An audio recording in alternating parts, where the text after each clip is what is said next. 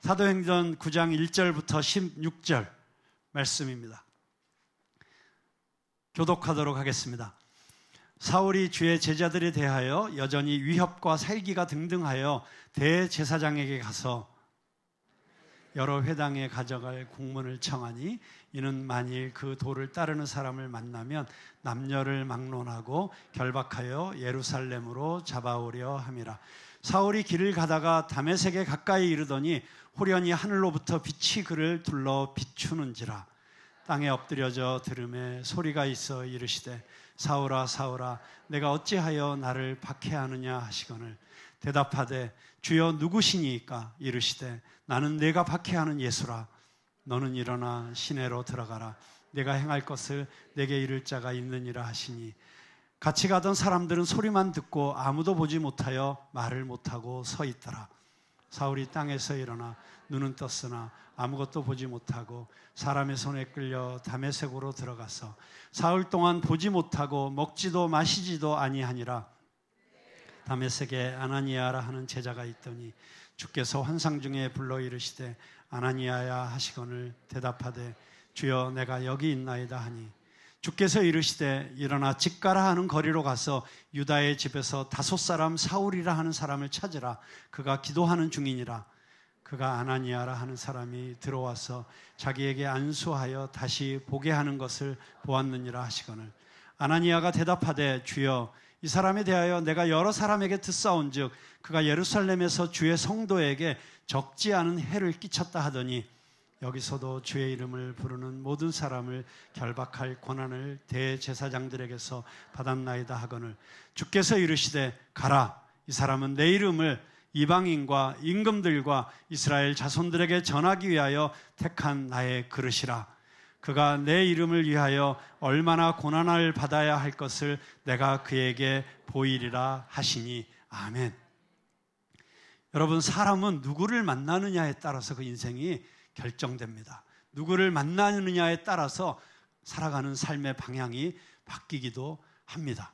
우리가 태어날 때 어떤 부모를 만나느냐가 나의 어릴 때의 삶을 결정합니다. 그리고 그때 받았던 그 부모로부터의 영향이 어쩌면 특별한 경우가 아니면 나의 평생에 영향을 끼치는 것을 우리는 잘 알고 있습니다. 나의 전반부의 삶에 가장 중요한 영향을 끼치는 사람이 부모님이라고 한다면 어쩌면 나의 후반부의 삶에 가장 큰 영향을 끼치는 사람은 나의 배우자라고 할 수 있습니다. 어떤 배우자를 만나느냐에 따라서 어쩌면 불우했던 나의 과거의 삶이 환한 빛 가운데로 들어갈 수도 있고 어쩌면 너무 유복하게 아무런 걱정 근심도 없이 살고 있었는데 그만 배우자를 만남으로 말미암아 그 다음부터 내 인생이 상상할 수 없는 질곡의 시간으로 들어가는 것을 경험하는 사람들도 있다고 생각할 수 있습니다. 그런가 하면 우리 삶에 또 다른 중요한 영향을 끼치는 존재는 친구들이라고 할 수 있죠. 어쩌면 사춘기를 지나면서부터는 부모님보다도 선생님보다도 나의 인생에 큰 영향을 미치는 존재는 친구라고 할 수 있습니다. 그래서 제가 우리 교회에서 갓 태어난 아이들이 처음 예배당에 나왔을 때 이곳에 불러내서 축복 기도를 할 때 빠지지 않고 하는 기도는 만남을 위한 기도입니다. 하나님께서 믿음의 가정에서 믿음의 부모를 만나게 해주셨으니 이제 이 아이가 자라면서 좋은 친구 만나게 해달라고, 또 좋은 선생님을 만나게, 인생에 있어서 좋은 스승을 만난다는 것보다 더 큰 축복은 없는 것 같습니다. 그러나 무엇보다도 좋은 배우자 만나게 해달라고 기도합니다. 그리고 그 기도보다도 더 중요한 기도가 있죠. 그리고 무엇보다도 예수 그리스도를 인격적으로 만나는 시간을 꼭 이 아이의 인생에 허락해달라는 기도를 하게 됩니다. 그렇습니다. 우리의 삶은 만남을 통해서 영향을 받습니다.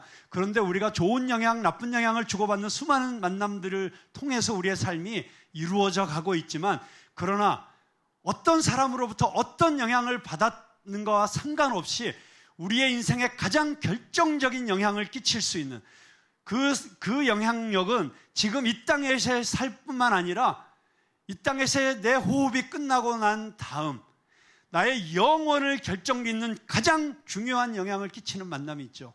바로 예수 그리스도와의 만남입니다. 그분만 만날 수 있다면 사실 다른 만남은 좋을 수도 나쁠 수도 있고 상관없습니다. 물론 예수 그리스도 안에서 더 좋은 만남을 여러분들이 다 누리시게 되기를 축복합니다.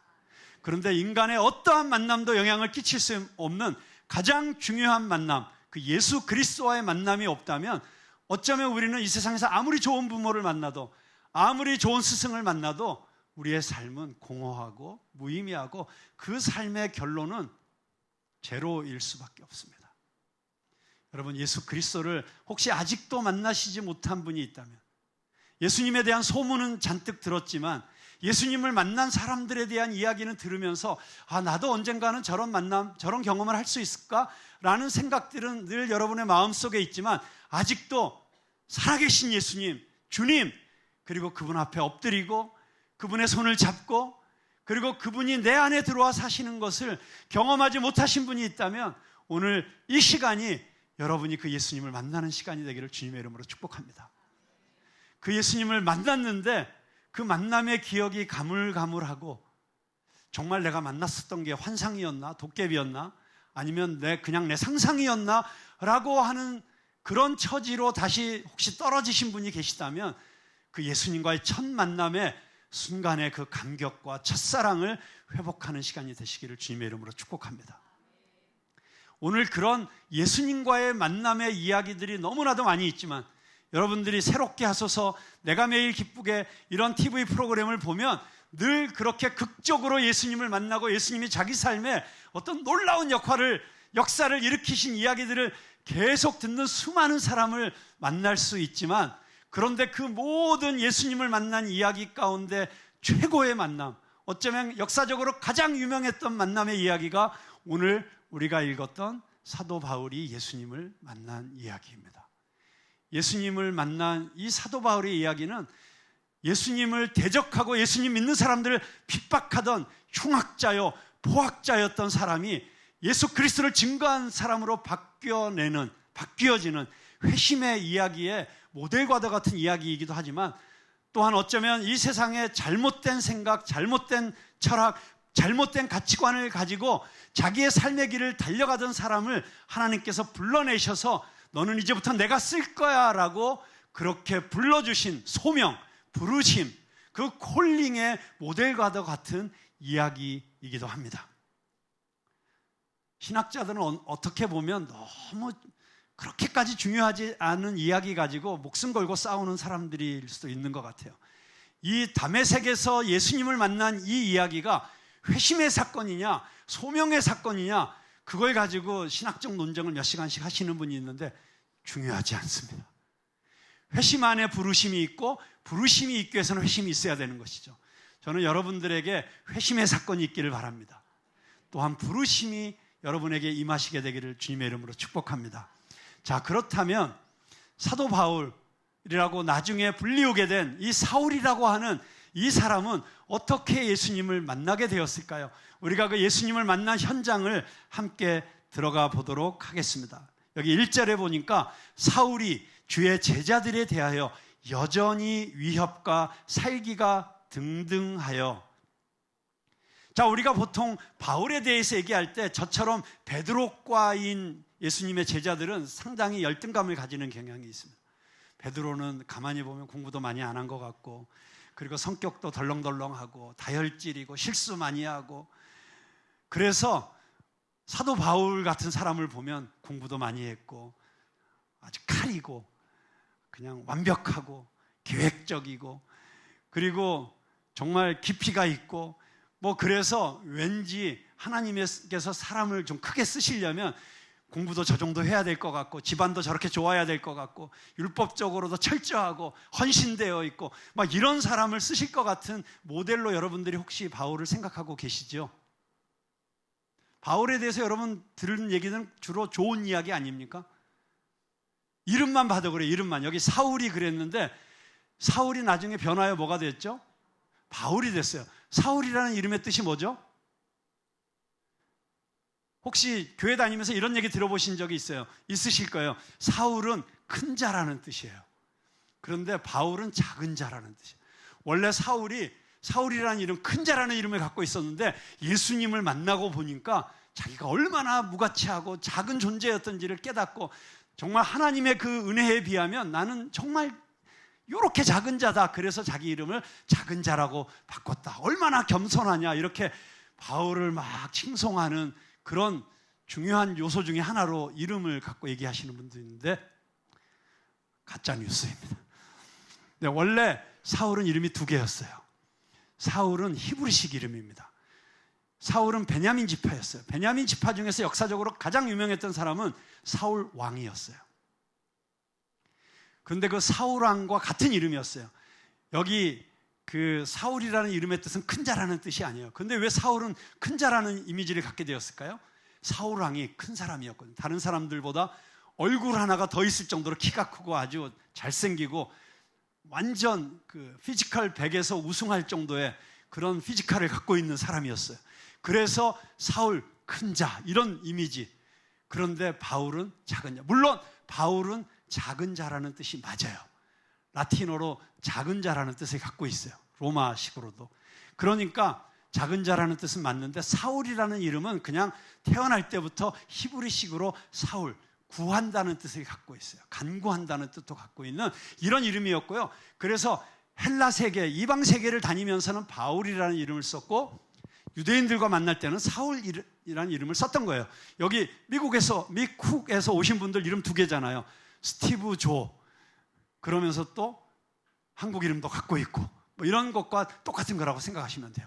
그런데 왜 여기서는 그럼 사울이라고 했느냐? 왜 1차 전도 여행까지는 사울이라고 썼느냐? 당연히 그때까지는 유대인들을 대상으로 전도했기 때문에 사울이라는 이름을 쓴 거예요. 2차 전도 여행부터는 이방인들에게 나가서 주로 복음을 전했기 때문에 바울이라는 이름을 쓴 것이다. 제가 여기서 무슨 얘기를 하고 싶은 거냐면 지금 바울이 예수님을 만난 이야기를 통해서 우리가 이 이야기를 보는 시각이 조금 달라져야 된다는 거예요. 잘못하면 우리는 성경에 나오는 모든 신앙의 인물들의 위인전으로 이 이야기를 읽을 때가 있어요. 다윗을 보면서 와, 다윗은 얼마나 훌륭한가. 사울을 보면서 사울이라는 사람은 얼마나 준비가 잘 돼 있었던 사람이길래 하나님께서 이렇게 불러서 쓰셨는가. 여러분 그렇게 착각하시면 안 돼요. 우리가 준비가 되어 있기 때문에, 우리가 잘났기 때문에, 우리가 공부를 이만큼 했기 때문에 그래서 하나님이 우리를 쓰시는 게 아니라는 사실입니다. 우리가 바울을 생각하면 바울은 베냐민 지파 중에 베냐민, 히브리인 중에 히브리인, 가말리엘이라고 하는 당대의 최고의 율법 선생에게서 율법을 배웠기 때문에, 그래서 요즘 말로 말하면 하버드에서 학사하고 콜롬비아에서 석사하고 프린스턴에서 박사하고 뭐 그래서 하나님께서 그러니까 쓰시는 거지 라고 생각할 필요가 없다는 거예요. 아니 거꾸로예요. 이 이야기는 바울이 얼마나 하나님께 선택받을 만하고 쓰임받을 만했기 때문에 그렇게 자기를 핍박함에도 불구하고 불러서 쓰셨는가 하는 이야기가 아니고, 이런 자도 하나님께서 불러서 쓰시는데 나는 쓰지 못하기 싫까? 사울 같은 사람도 쓰셨다면 하나님은 나도 쓰실 거야. 하나님께서 사울 같은 사람도 포기하지 않으셨다면 하나님은 나도 포기하시지 않으실 거야. 여러분 그런 시각을 가지고 이 말씀을 보아야 된다는 것입니다. 제가 우기고 있는 게 아니에요. 바울을 질투해서, 베드로가 질투해서 얘기하는 게 아니고 말씀을 보면 그게 사실이라는 사실을 알 수 있어요.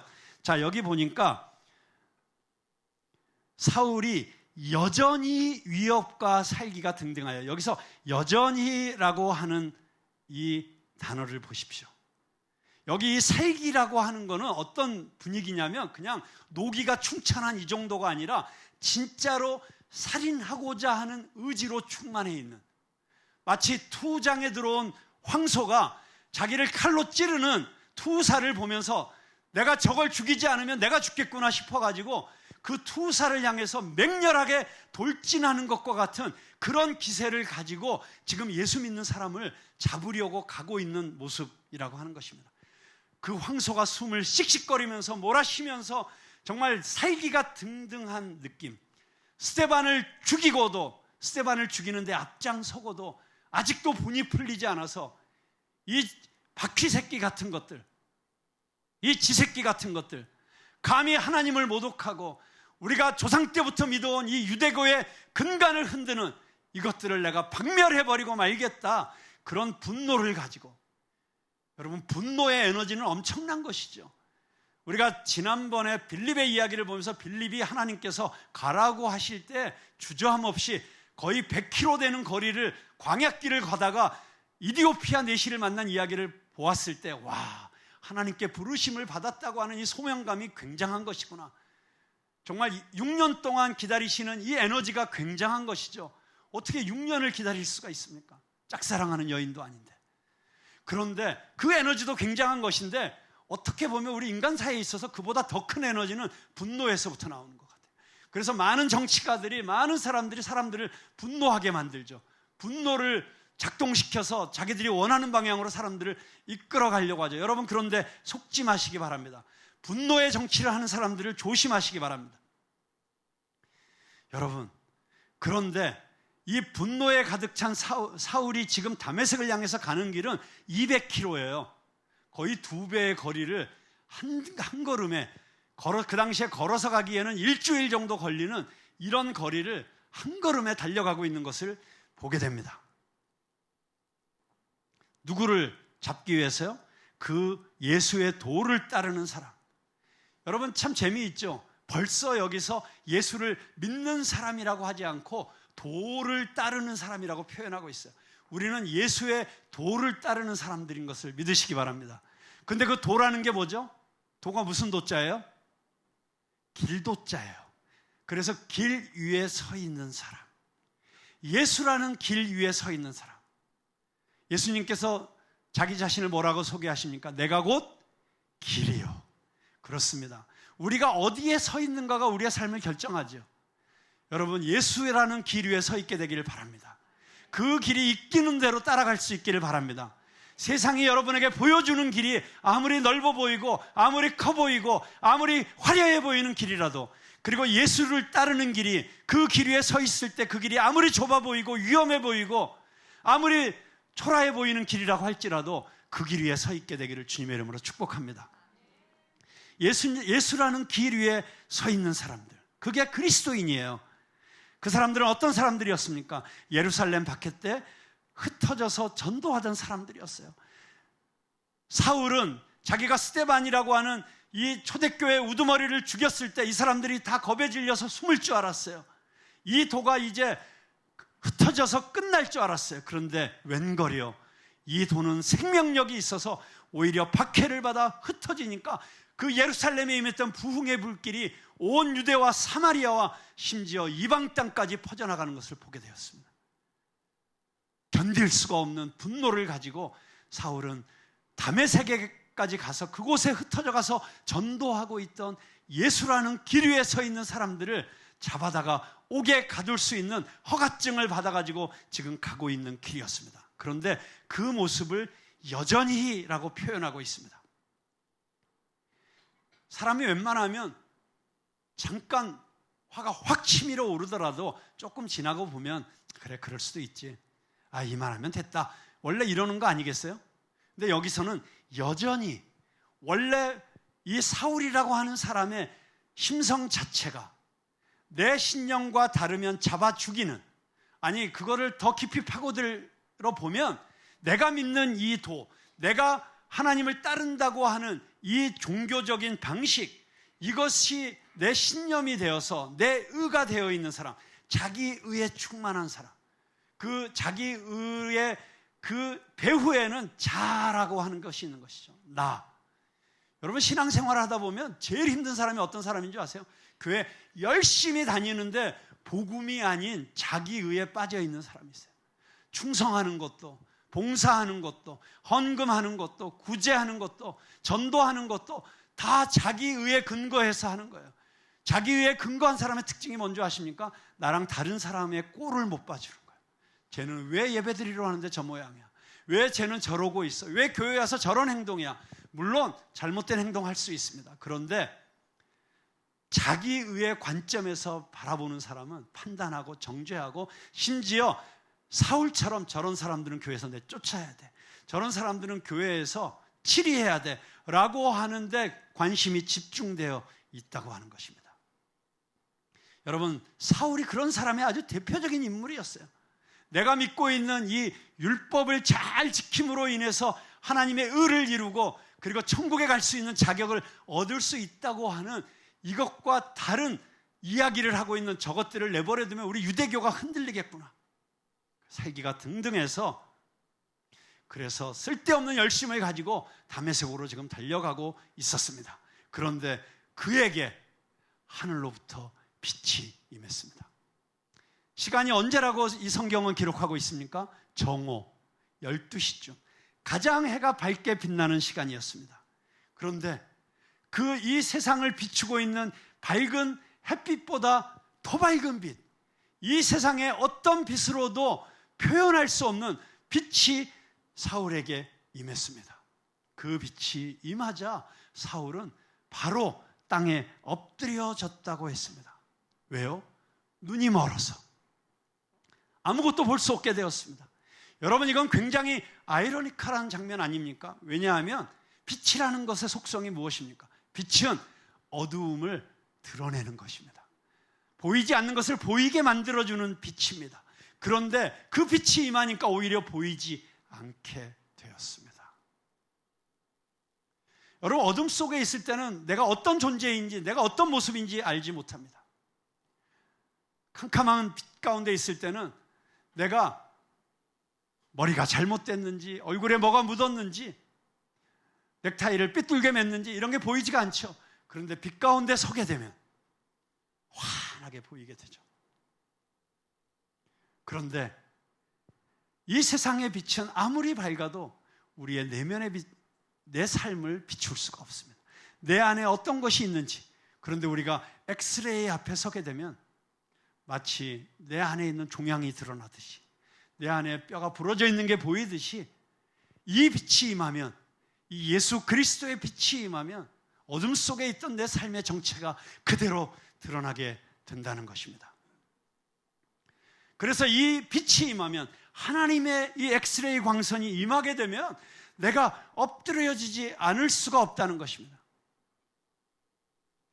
사울이 겸손한 사람이라서가 아니라, 훌륭한 사람이라서가 아니라, 그가 이 빛 앞에 섰을 때 남들은 굉장한 청년이라고, 정말 율법을 잘 지키는 청년이라고, 우리 이스라엘의 자랑이라고 그렇게 떠받들던 인물이었지만, 그러나 하나님의 빛 앞에서는 자기가 얼마나 추악한 존재인지, 얼마나 자기가 우상이 되어서 살았던 존재인지, 얼마나 자기 교만에 꽉 차 있었던 존재인지가 순간적으로 보이면서 그는 엎어지지 않을 수가 없다는 것입니다. 여러분, 이 빛으로 오신 예수님을 만나야만 회심이 가능한 것입니다. 여러분이 10년, 20년, 30년 교회를 다녀도 이 예배 가운데 임하시는 그 하나님의 영광이 내 삶 가운데 임해서 그 빛 가운데서 빛으로 오시는 예수님, 그 빛 앞에 내 삶이 조명되어지지 않으면 우리는 진정한 회심을 이룰 수가 없습니다. 내가 어떤 존재인지를 정말 볼 수가 없다는 것입니다. 그 빛 앞에 꼬꾸라지는 경험을 하시게 되기를 주님의 이름으로 축복합니다. 이 빛 앞에 나를 보지 않는 한은 우리는 여전히 뿌연 청동 거울로 나를 보는 것처럼 보는 것입니다. 보이긴 보이는데, 내 모습이 어느 정도 보이긴 보이는데, 정말 나의 실체를, 내 마음속 저 깊은 곳에 스물거리고 있는 것이 무엇인지를 우리는 볼 수도 없고 깨달을 수도 없다고 하는 것입니다. 이 예수님의 빛이 내 앞에 비춰올 때 우리는 요한복음에서 말하는 것처럼 빛이 어둠 가운데 임하니까 어두움이 그 빛을 거절하고 오히려 그 빛을 죽여버리려고 했던 것 같은 반응을 하든지, 아니면 그 빛 앞에서 정직하게 엎드려지든지, 그 두 가지 반응밖에 할 수가 없는 것이죠. 그 빛 가운데 내 삶이 드러나서 내 인생 이렇게 살아서는 안 되겠구나, 이대로 계속 가다가는 이거 큰일 나겠구나, 내가 나름대로 열심히 살아온다고 살아왔지만, 나는 내 나름대로 정직하게 산다고 살아왔지만, 내 나름대로 다른 사람에게 피해 안 끼치고 그래도 이 사회와 국가를 위해서 좋은 일 하겠다고 살아왔지만, 이대로 사는 삶의 결론은 내 생각과는 다르겠구나 라고 하는 것을 깨닫게 해주는 그 빛 가운데 들어오시게 되기를 주님의 이름으로 축복합니다. 그 빛이 임한 다음에 소리가 임합니다. 말씀입니다. 여러분, 그렇습니다. 그래서 우리가 회심에 이르는 길은, 첫째는 이 빛 가운데서 나에게 찾아오시는 예수님을 만나고, 그래서 나 자신을 정직하게 살펴보고, 두 번째로는 나에게 임하시는 하나님의 말씀에 귀를 기울여 진리 가운데 걸어나가야 되는 것입니다. 여러분, 그 소리, 그 음성의 내용이 무엇입니까? 사울아, 사울아, 내가 어찌하여 나를 박해하느냐. 여러분, 사울아, 사울아 두 번 부르고 있죠. 여러분, 하나님께서 여러분에게 음성을 들려주실 때 혹시 두 번 부르시면 조심하셔야 됩니다. 누가복음에 보면 누가의 특징이에요. 두 번 부르실 때가 있어요. 마르다야, 마르다야. 시몬아, 시몬아. 심지어는 예루살렘아, 예루살렘아. 그 두 번 부르실 때마다 보세요. 딴 생각하고 있거나, 잘못된 생각을 하고 있거나, 자기 생각에 사로잡혀 있거나, 아니면 엉뚱한 짓을 하고 있거나, 지금 망할 길을 가고 있거나, 그럴 때 긴급하게 불러 세우실 때 두 번 부르세요. 마르다야, 마르다야. 너 왜 그러고 있어? 그건 네 생각이야. 너 그렇게 많은 일로 분주하면 안 돼. 라고 말씀하실 때 마르다야, 마르다야. 속으로 한번 자기 이름을 두 번 불러보십시오. 혹시 주님의 음성으로 들리시지 않습니까? 자, 하나님께서 깨닫게 하시고 싶은 거예요. 사울아, 사울아, 너 왜 이러고 있니? 너는 네 열심으로, 네 생각으로, 네 판단으로, 네 철학으로, 네 고집으로 너는 하나님을 위해서 일한다고 하지만 너 사실은 나를 박해하고 있는가? 날 핍박하고 있는 거야. 사울이 깜짝 놀라서 뭐라고 질문합니까? 주님, 니시옵니까? 너무 이 말 자체가 모순되지 않아요? 주님 하고 불러놓고 니시냐? 아, 주님이면 주님이지, 주님하고 불러놓고 누구냐? 당황하면 그럴 수 있죠. 지금 자기에게 비친 빛이 자기가 경험했던 빛이 아니에요. 이거는 이 세상의 어떤 인간적인 또는 어떤 물질적인 것과는 비교할 수 없는, 이거는 신비한 것이고, 그가 어렸을 때부터 성경을 알았고 믿음의 선지자들의 이야기를 들었기 때문에 어쩌면 이것이 이사야에게 비친 영광의 빛일 수도 있겠구나, 어쩌면 신적인 존재 하나님일 수 있겠구나 라고 하는 생각이 직감적으로 들었겠죠. 그래서 주님 하고 엎드려질 수밖에 없었던 거예요. 근데 보니까 이렇게 오실 수 있는 분이 뭐 천사장일 수도 있겠고 하나님이실 수도 있겠고 뭐 이런 생각이 들어가지고, 그런데 뭔가 지금 제가 평소에 뵐 수 없는 어떤 분이신 건 틀림없는데 누구십니까? 하고 물어본 거겠죠. 하여튼 사울을 변호하기 위해서 제가 애를 쓰고 있어요. 정신없으니까 주님! 누구십니까? 주님하고 불렀는데 누구신지 짐작할 수가 없는 거예요. 그런데 뭐라고 말씀하시죠? 나는 내가 박해하는 예수다.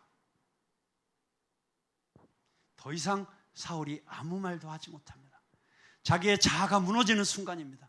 자기의 세계관이 깨지는 순간입니다. 내 철학적 체계가 무너지는 순간입니다. 여러분, 하나님 앞에서 우리는 이런 시간을 가져야 됩니다. 이 사건을 통과해야만 우리는 진정한 예수 그리스도의 제자가 될 수 있습니다. 여러분, 그래서 이 사울의 이야기를 들으면서도 누가 깨져야 되는데, 누가 예수님 만나야 되는데 이런 생각하고 있으면 안 됩니다. 이 이야기를 나를 향해서 들려주시는 이야기로 여러분 들으셔야 돼요. 그 관점을 가지고 여러분 오늘 이 말씀의 끝까지 저와 함께 하시기를 바랍니다.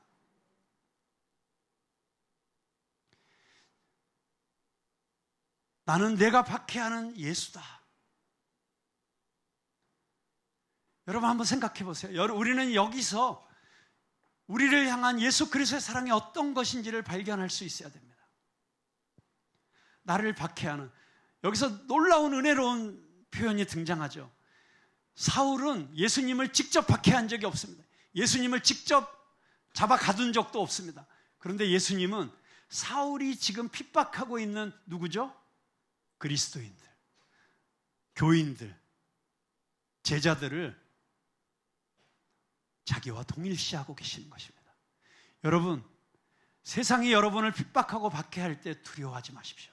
그들은 지금 여러분을 박해하고 있는 것이 아니라 예수님을 박해하고 있습니다. 여러분을 조롱하고 여러분을 모욕하고 여러분을 못살게 구는 것이 아니라 예수님을 못살게 구는 것이라고 예수님은 지금 그렇게 받아들이고 계시는 것입니다. 그래서 전쟁은 누구에게 속한 것입니까? 하나님께 속한 것입니다. 이 싸움은 내가 싸우는 싸움이 아니고 하나님이 나를 대신해서 싸워주실 것입니다. 믿으십니까? 두려워하지 마십시오. 놀라지 마십시오. 낙심하지 마십시오. 잠깐은 세상이 이기는 것 같지만 그러나 주님의 교회는 영원할 것입니다. 하나님의 나라는 반드시 임하실 것입니다. 반드시 승리하게 될 것입니다. 자, 그래서 오늘 이 이야기를 들으면서 우리는 사울 같은 예수님을 박해하고 잡아다 옥에 가두고 그렇게 잔인한 짓을 했던 자까지도 그를 찾아오셔서 선택하시고 하나님을 영광스럽게 하는 복음 전도자로 사용하실 수 있는 분이라면 그 하나님은, 여러분 그래도 그렇게 예수 믿는 사람들 막 핍박하신 적은 없잖아요. 여러분 그렇게 교회에 대해 못된 짓 하신 적은 없잖아요. 그러면 왜 하나님이 여러분을 쓰시지 않으시겠어요? 사울도 쓰셨다면 하나님은 나 같은 사람도 쓰실 수 있다. 아무리 내가 보기엔 내 스스로 가능성이 부족해 보여도, 내 스스로 아무것도 준비되어 있지 않은 것 같아도 하나님은 여러분을 통해서 놀라운 일을 행하실 것입니다. 왜냐하면 그 일을 행하시는 분은 내가 아니라 내 안에 살아계신 예수 그리스도이시기 때문입니다. 여러분, 그래서 내가 얼마나 부족한 존재인지를 깨닫고 주님 앞에 내 삶을 드리면, 그리고 내가 살아왔던 내 삶의 고집과 내 생각과 내 철학을 내려놓고 주님 앞에 내 삶을 올려드리면 주님께서 나를 통해서 일하시면 나는 그때부터 나만큼이 아닌 예수님만큼 살 수 있게 된다는 사실을 믿으시기 바랍니다. 예수님께서 제자들에게 뭐라고 말씀하셨어요? 나를 믿는 자는 내가 한 일을 너희도 하겠고 내가 한 일보다 더 큰 일도 하게 되리라. 왜요? 예수님께서 하늘나라에 올라가시면서 성령님을 우리에게 주셨기 때문에 그렇습니다. 자, 이런 놀라운 경험을 하게 된 사울에게 예수님께서 그 다음에 하신 말씀은 무엇입니까? 너는 직가라고 하는 데 가서, 직가라고 하는 것은 스트레이트 로드예요. 똑바른 길. 그러니까 대로변이었던 것 같아요. 거기 살고 있는 아나니아라고 하는 사람의 집에 가서 거기 있어라. 거기에 간 사울이 3일 동안 아무것도 먹지도 마시지도 못했다고 해요. 이 시간은 어떤 시간입니까? 여러분, 성경의 3일이라고 하는 시간은 어떤 시간이죠? 네, 3일 동안을 지나면 놀라운 일들이, 사람이 변화되는 시간이 되어지는 것을 보게 됩니다. 요나가 고기 뱃속에 며칠 있었죠? 사흘 있었어요. 이 성전을 헐라 내가 사흘 만에 다시 지으리라. 이는 예수님께서 친히 십자가에서 죽임을 당하시고 사흘 동안 무덤 속에 있을 것을 예언하신 말씀이시죠. 사흘이라고 하는 시간, 여러분 이 시간이 우리에게 꼭 필요한 것입니다. 내 존재가 무너지는 시간, 내 고집이 꺾여지는 시간, 내 날개가 부러지고 내 가지가 부러지는 것을 통해서 내 자아가 산산조각 나고, 그리고 내 안에 예수 그리스도께서 다스리시는 시간, 그런 시간으로 변화되는 시간이라는 것입니다. 여러분, 시간이 많이 갔기 때문에 이 역사적인 사건의 마지막으로 여러분과 나누고 싶은 이야기 한 가지만 더 나누고 마치겠습니다. 여러분, 저는 이 말씀을 보면서 참 이상하다, 신기하다라는 생각을 했어요. 왜냐하면 예수님께서 친히 얼마나 급하셨으면 사울에게 직접 나타나셨겠어요. 그러셨으면 사울에게 직접 개인 지도를 하실 수 있으셨을 것 같아요. 나는 내가 박해하는 예수다. 너 이제부터 내가 하는 말 잘 들어? 그러면서 예수님께서 앞으로 너는 이제부터는 너는 이방인을 위한 사도가 될 거니까 신학교 가서 준비해. 그리고 너는 결혼하지 마. 너는 평생 독신으로 살아야 돼. 그래야 위험한 곳에도 갈 수 있고. 3, 이러면서 쫙 그 자리에서 아예 다 말씀해 주실 수 없었을까요?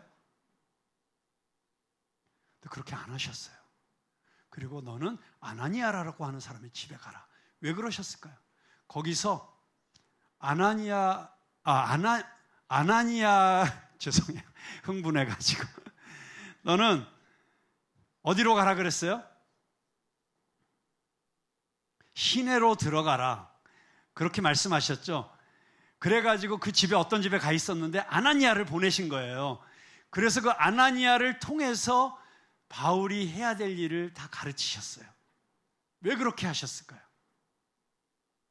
이것은 아나니아라는 사람을 통해서 사울과 교회를 연결시켜 주시는 거예요. 그리고 예수님께서는 언제나 일하실 때 친히 다 하실 거면 우리가 왜 필요하시겠어요? 우리와 함께 일하시기를 원하시는 것입니다. 마치 오병이어의 기적을 행하실 때 예수님께서 친히 기적 다 행하실 수 있었어요. 그럼에도 불구하고 예수님이 직접 하시지 않으시고 제자들에게 너희가 먹을 것을 주어라 말씀하셨고, 그리고 너희에게 있는 것을 가져와라. 떡 5개 물고기 2마리를 가져왔을 때 그것을 다시 축사하시고 내어주시면서 사람들에게 가져다 주어라. 제자들과 함께 일하시는 것을 통해서 예수님께서는 지금 교회와 함께 동역하시고 계시는 것입니다. 여러분, 사울은 아나니아를 통해서 안수를 받았을 때 그 눈에 비늘이 벗겨졌어요. 보이지 않던 것이 보이게 되었어요.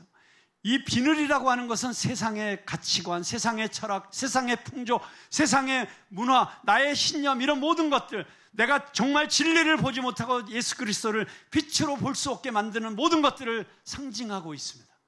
근데 그것들이 안수할 때 떨어져 나갔다, 보게 되었다. 굉장히 상징적인 것이죠. 여러분의 눈에서도 비늘이 벗겨져서 참 진리 되신 예수님을 볼 수 있게 되길 바랍니다. 하늘나라를 볼 수 있게 되길 바랍니다. 살아계신 하나님을 볼 수 있게 되길 바랍니다. 그런데 그 일을 아나니아를 통해서 하셨어요. 왜요? 예수님이 그날 직접 하실 수도 있었는데 우리를 통해서 일하시기 원하시는 것입니다. 여러분, 교회의 사명이 무엇입니까? 바로 이런 사울 같은 자들이 들어와서 바울이 되는, 바로 그곳이 교회가 되어야 되는 것입니다. 이곳에서 만나는 사람을 통해서, 이곳에서 만나는 누군가를 통해서 주님은 그 일을 지금도 행하시기를 원하십니다. 여러분들의 정원 모임을 통해서, 만나는 시간을 통해서, 이 예배 시간을 통해서, 여러분이 부르는 이 찬양을 통해서 주님은 그 일을 행하시기를 원하시는 거예요. 여러분이 아나니아와 같이 쓰임받게 되기를 주님의 이름으로 축복합니다. 여러분, 그래서 우리의 관심의 초점이 오직 예수 그리스도에게 있게 되기를 바랍니다. 그렇게 될 때 내가 하는 말 한마디 한마디가 누군가에게 영향을 준다는 사실을 여러분 깨달으셔야 돼요. 내가 하는 이 말을 통해서, 내가 누군가에게 하는 이 말을 통해서 정말 예수님을 만나야 될 사람들에게 장애물이 될 수도 있고, 아니면 이 말을 통해서 저가 예수님을 만나게 될 수도 있다. 여러분, 성령과 동행하실 수 있게 되길 바랍니다. 성령께서 여러분의 입술을 주장하실 수 있게 되길 바랍니다. 심지어 여러분의 눈빛 가운데 꿀이 뚝뚝 떨어지게 되시길 바랍니다. 어떤 꿀이요? 말씀의 꿀이, 정말 사랑의 꿀이 뚝뚝 떨어져서 여기 이 교회에 오니까 이 사람들은 눈빛이 왜 이래요? 세상에서 볼 수 없는 매력, 세상에서 볼 수 없는 사랑, 그것을 여러분을 통해서 느낄 수 있게 되길 바랍니다. 그렇게 될 때 이곳이 다메섹이 될 것입니다. 사울이 변하여 바울이 되는 다메섹. 여러분, 그런 교회가 되기를 사모하지 않으십니까? 그런 성도가 되기를 사모하시지 않으십니까?